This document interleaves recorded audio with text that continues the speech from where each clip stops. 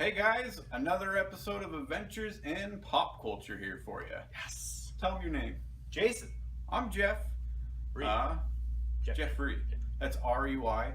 I've got a real problem with people who spell their name E-R-Y. I would too. Jeffrey. That would infuriate me if I was a Jeff. They're jokes. If you're a Jeffrey out there watching right now and you happen to subscribe, unsub. Unsubscribe. Right now. Out. Get out. Don't finish the rest of this video.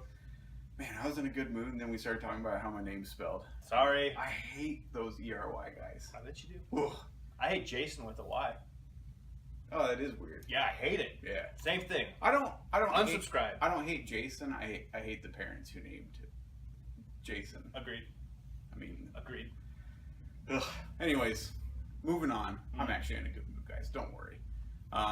But we're in the third video of this series of searching through the decades, and today we're going to be searching through the store for pop culture goodness from the 90s. I would say it's my favorite decade. Oh, hands down. Yeah. I love the 80s, but the 90s are like my jam, especially the early 90s. Yeah, the 90s are the bee's knees. Yeah.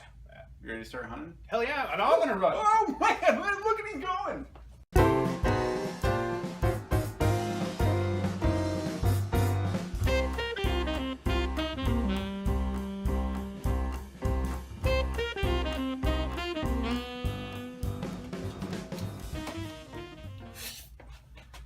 Alright guys, we're back and About a dinosaur story.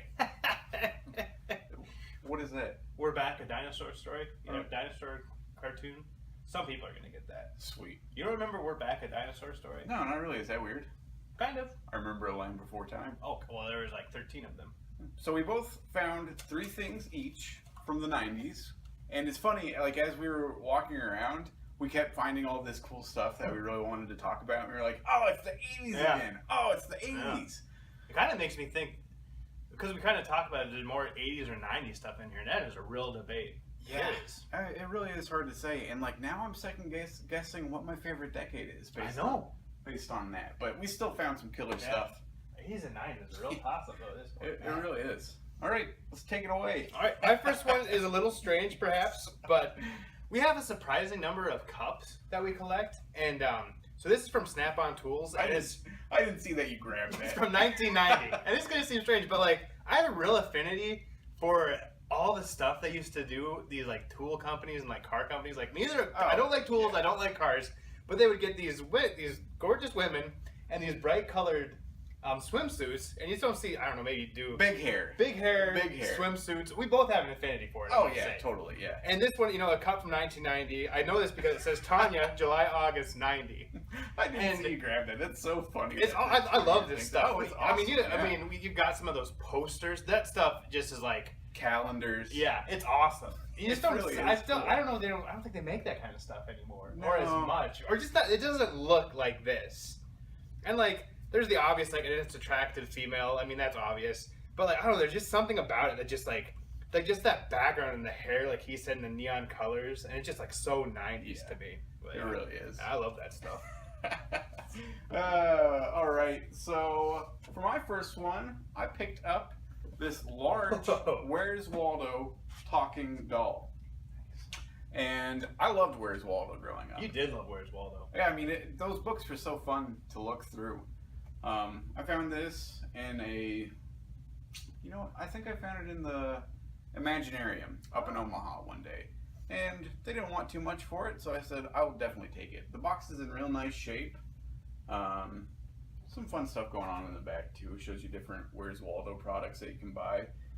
And yeah, I mean, I feel like a lot of people watching this also have strong feelings for Where's Waldo. It was hugely popular. It was huge, and they were just so much fun because like you would go through, and the little details that the artist would add into it. Remember finding the naked people? Yeah, and like that really did cause some controversy. It was pretty graphic, really. The beach scene had a girl laying on a towel, and she was leaning up, and her top was falling off. You could see a nipple. Oh yeah. That was like, it's not really like perverse, but it is still like, why would you want a little kid looking at that? But that's my first one. Where's Waldo talking doll? Love this thing. Nice. All right, my second one is a collectors, Ooh, P&M M&M quartz analog watch from 1994. It's engraved. We have a fair number of collectors' watches. That is cool. Yeah, just thought I'd display a little bit of our watch collection. I'm not going to take it out of the case, but maybe you can see it. It's a M&M on a skateboard is how you tell time. So awesome. Yeah, we have some watches. And I forgot it was on a skateboard. That's really fun. Yeah, by all means, we should get this thing working. But no, we should keep it in the case because that is pretty sweet. Yeah, collector's edition M&M watch. 1994? 1994, yeah. I'm going in ascending order. Oh boy, I did not put that much detail into it. Yeah, I apologize, guys. I apologize. My next one is this really cool Earthworm Jim action figure. I like collecting in-box action figures because I'm a 32-year-old nerd. Yeah. So why wouldn't I? Why wouldn't you? Why wouldn't I? These are really fun to try to hunt down. They're not the easiest things in the world to find, and for whatever reason, I don't think this toy line necessarily did that great, but they're always a little bit more pricey when you find them. Show the back of that. There's a novel on the back of that. Look at that. Can you see how much they wrote on there? That would be bathroom reading for like 3 sessions. Yeah. And this is Princess What's Her Name. Nice. Earthworm Jim was really, really cool. I guess what I know Earthworm Jim from is the Super Nintendo games. That's that's what it is, right? It's a video game. Oh yeah. That Spawn merchandise. It's not unless I'm way off. I thought it was a video game first. Yeah. It was a video game first. Yeah. Made by Playmates. Playmates did so many of the really cool, like detailed, colorful action figures back in the 90s. Like Earthworm Jim was a hard game.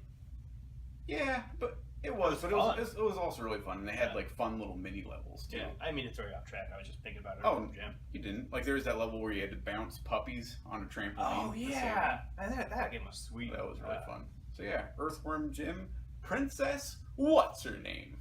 Did I have you rescue in that? I don't remember the story at all. Yeah, I don't.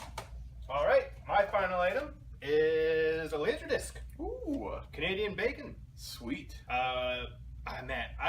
VHS will always be my first love as far as movie formats. Laserdisc is a close second. We already talked about that a little bit, but Canadian Bacon, John Candy's second to last movie or his last? I thought it was his last movie. Was it? Either that or Wagons East. I can't remember which one. They were both. It's Canadian Bacon. I would put money on that. 1995. The other interesting thing about this one is it was directed by Michael Moore, the famous documentarian. The only feature film he ever did, and it was a huge flop. But we watched it all the time. Oh, it's a good movie. It's very funny. Yeah. You said it's his only feature film. Does that mean it's his only work of fiction as well? As far as I know, you know what? I think he directed another one called Lucky Numbers. Huh. No, he was in Lucky Numbers. I don't know. As far as I know, this is the only feature he ever directed, and everything else has been documentaries. Yes. Maybe that Lucky Numbers or something. But as far as I know, this was the only one. And it was a huge flop, but man, I mean, I just remember watching this all the time. Oh yeah, when we would rent from Pioneer Video, the 5 for 5 for 5. Yeah. 5 movies, 5 nights, $5. That one would show up in the rotation quite often. Encino Man. Boy, it does. Those two.